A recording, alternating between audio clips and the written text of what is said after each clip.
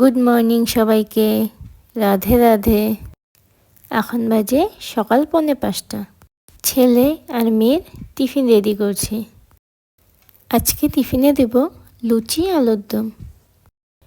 রোজ রোজ টিফিনে কি দেব, এটা আমার একটা সমস্যা। সব কিছু তো খেতেও চায় না, জাঙ্ক ফুড অ্যালাউ করে না। এরকম কার কার সমস্যা জানাবে। 6:30 বাজে এখন। ও আমাকে বাই বাই দিয়ে চলে গেল। এত কুয়াশা থাকে, মাফলার টাফলার পেঁচিয়ে দিই। এখন পালা ছোটটাকে ওঠানোর, না হলে ওর দেরি হয়ে যাবে। ও যায় 8 বাজাতে। তারপর ওকে উঠিয়ে রেডি টেডি করে বসে গেলাম চা নিয়ে। এটা ছাড়া সকাল হয় না।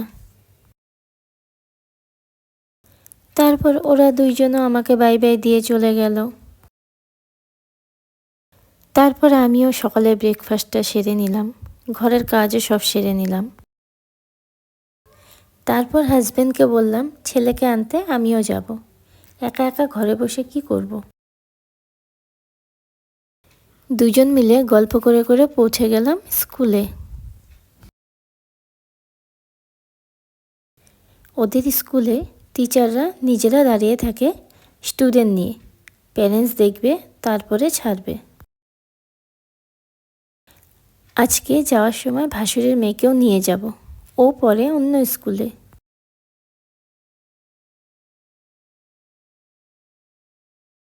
দুজন মিলে গাড়ির মধ্যে গল্প করতে করতে মস্তি করতে করতে পৌঁছে গেল ঘরে।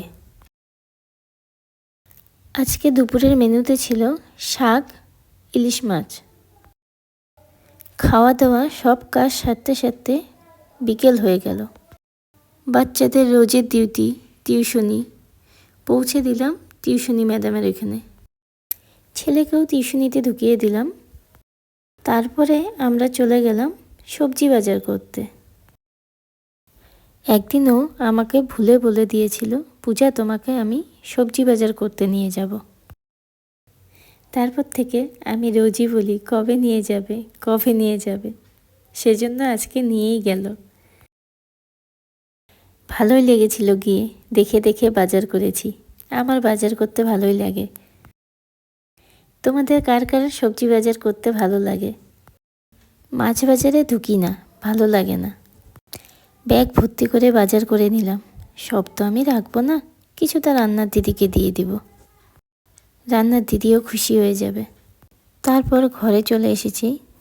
রাতের খাওয়া দাওয়া সেরে স্কুল টিফিনের জন্য কাবলি ছোলা ভিজিয়ে রাখলাম, বাদামি আলু বয়েল করে ছুলে রাখলাম। এত মর্নিংয়ে আলুটাকে বয়েল করে ছুলে বানাতে দেরি হয়ে যায়। আমার ভিডিওটা কেমন লাগলো কমেন্টে জানাবে। Bye bye.